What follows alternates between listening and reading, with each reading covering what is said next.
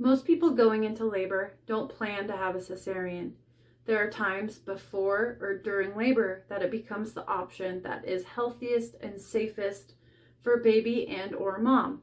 And thanks to modern medicine, it saves many lives. The cesarean rate in the United States is about 32%. So approximately 1 in 3 pregnant people will end up with a cesarean. So it's best to be prepared. It's very rarely an emergency. The term emergency C-section refers to the fact that the mother's care provider feels that a cesarean is the only option, or that continuing in labor could be dangerous for mom and or baby. In these rare circumstances, you won't get a choice. But most of the time, you have the opportunity to ask questions and determine the best path for baby to enter the world before being rushed into surgery.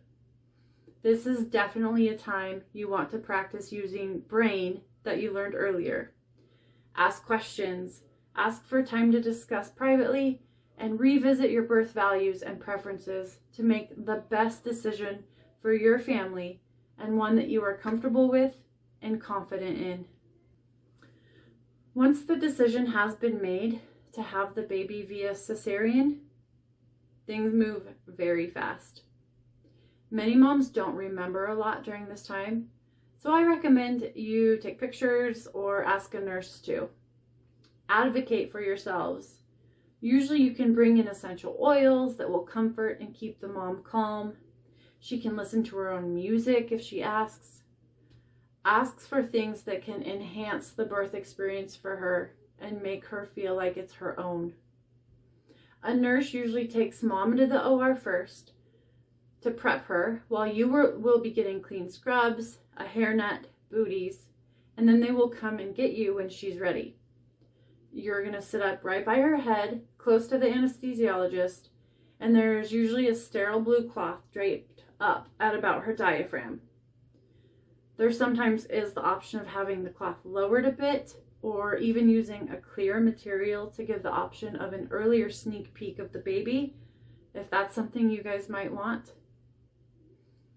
Usually when you get to the operating room, the mood of the birth changes, but just remember, you are moments away from meeting your baby.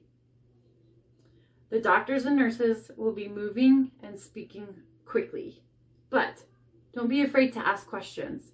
What's happening now? How's it going?